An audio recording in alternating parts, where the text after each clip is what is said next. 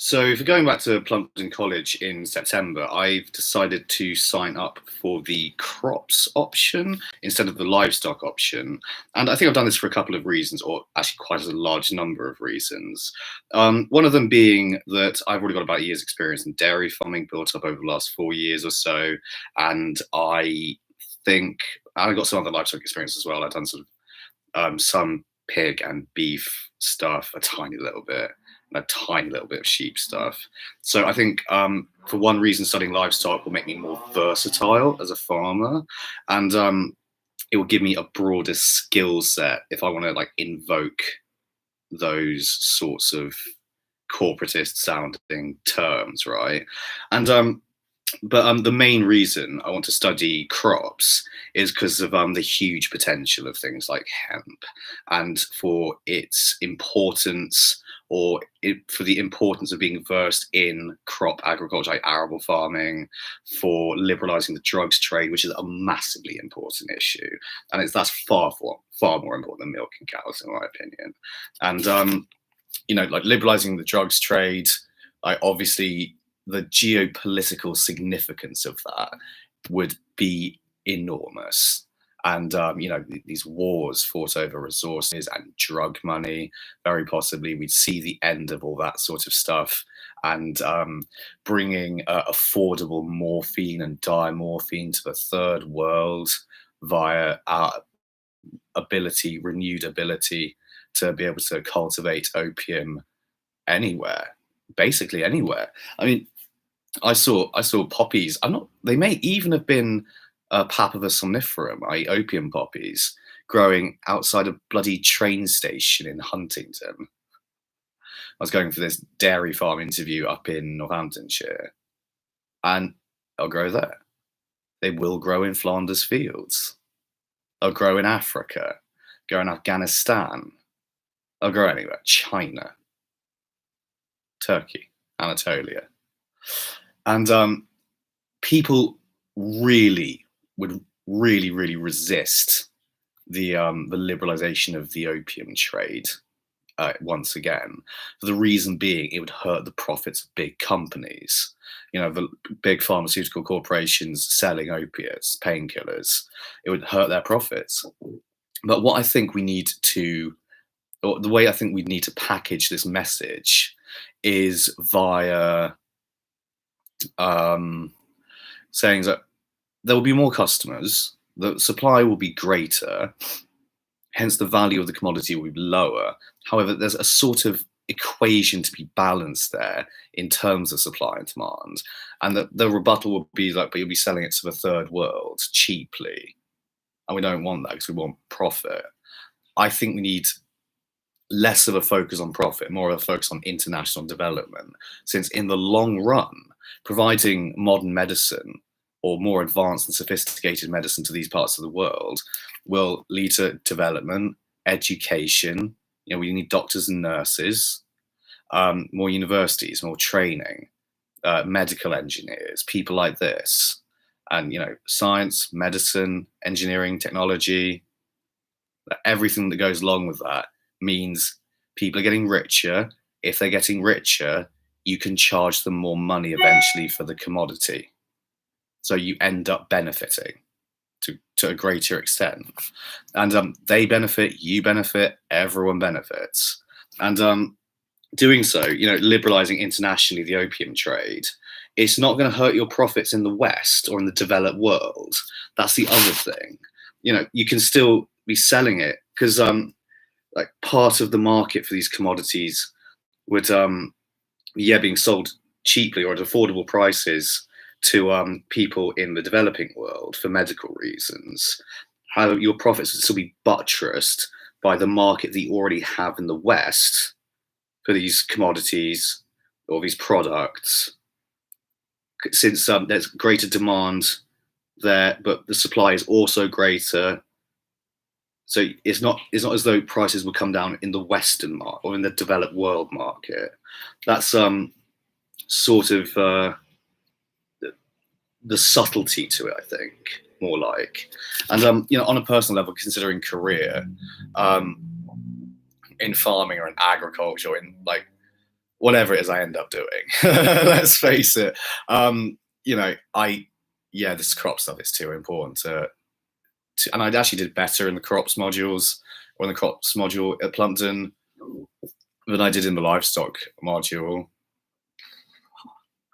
And I think actually did better in the crops module because I was highlighting the medical crops trade.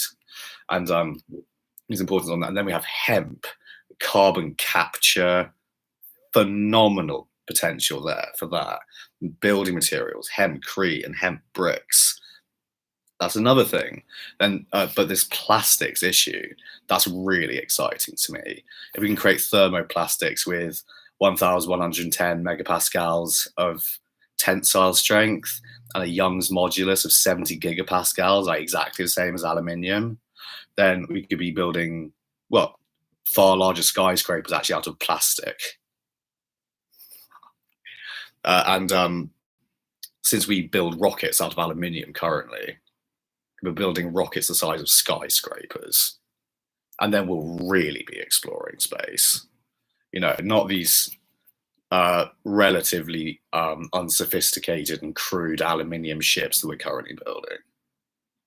You know, this will really get going with space if we're building rockets out of plastic. Plastic rockets. I've invented a new accent for like future space people. They're based on a fusion of like North American and West European and British accents. Because I imagine it's sort of like a federation of those states and Eastern Europeans.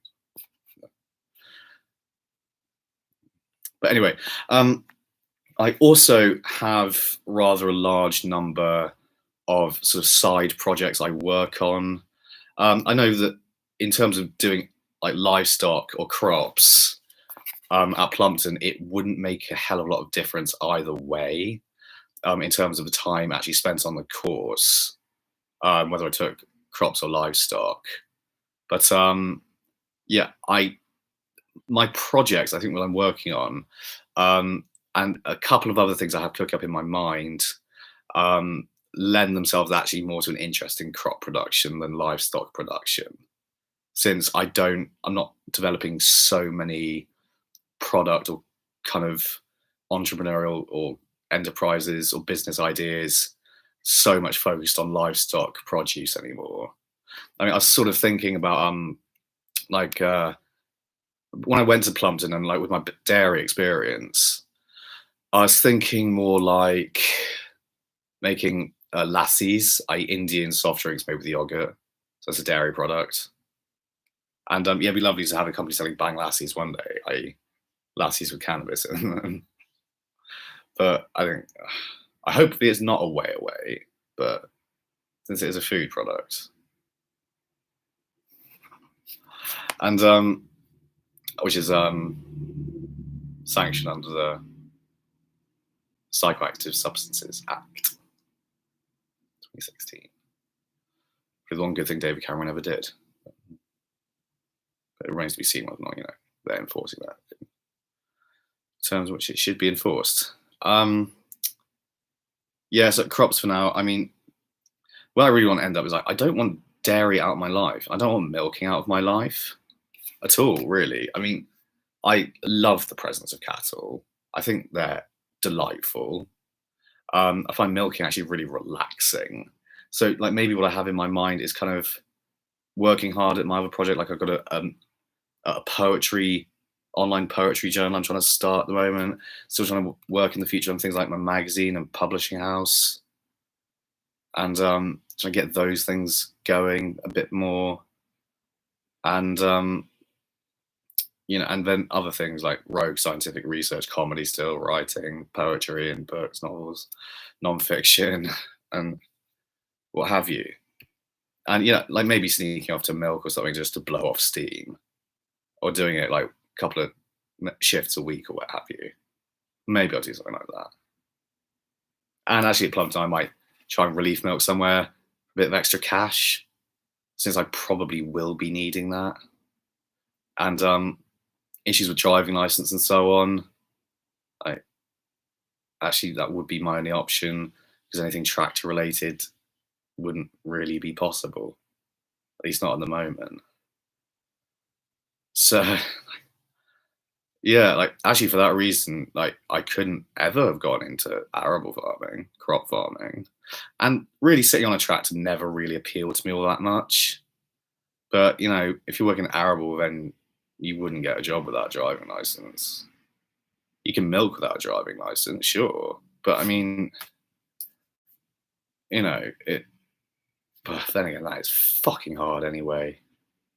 Without a driving license, because it was my dad's girlfriend trying to prevent me from getting into farming because she's clearly after the farm because it's of its development land potential, and she's like, "Oh, this is really gonna fuck up my big plan." And well, yeah, hopefully it is. And it'll continue to fuck up her plan, and her influence is gonna weaken, gradually and pretty ignominiously. She is an ignominious woman. Yeah, she's lived an ignominious life. And it might be more or less ignominious depending on, what I really suspect about her, but that's beside the point. So other things in terms of career that I've been exploring, ideas. I'm even talking about the idea of making a documentary. But how the fuck do I fit all this stuff in? Tricky. Spreading myself too thin, don't really want to do that. Prioritize, that would be better. But like agriculture in my life, like I need that shit in my life. No pun intended. Yeah, I need it in my life. I'm from a farm. I'm a farm boy. Because I need farming in my life. Like wrong to suggest I shouldn't have it in my life as well. Anyone who would suggest that or has suggested in the past, like, go fuck yourself. You just want to say like, oh, I'm a real farmer, you're not. Like, nah, fuck off. Pricks. Anyway, bye everyone. Thank you for watching. Bye.